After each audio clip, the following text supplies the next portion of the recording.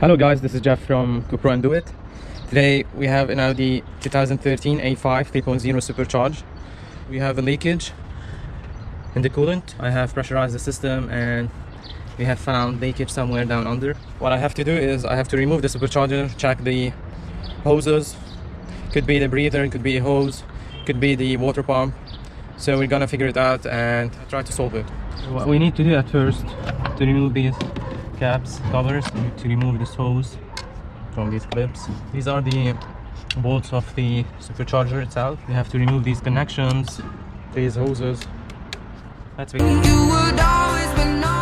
need to get the 16mm long wrench, and we've got this gear. We need to tighten it clockwise so we can loosen the belt. Charger, guys, it was a tough job. So we can see some water in here. This is the thermostat.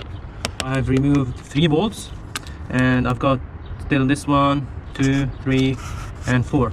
We're gonna replace the thermostat, remove it and solve the leakage problem.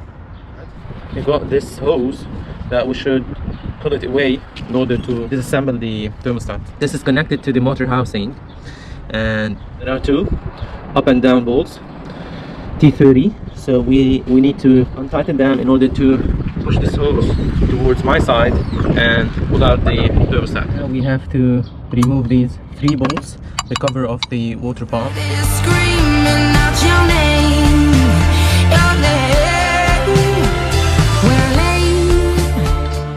This is the water pump, guys. Maybe you can see the water pump that it's leaking from this side. You can see the rust also. So what we're going to do is to get the original Audi water pump, the original antifreeze, so no rust would occur, and we're gonna replace them. And I believe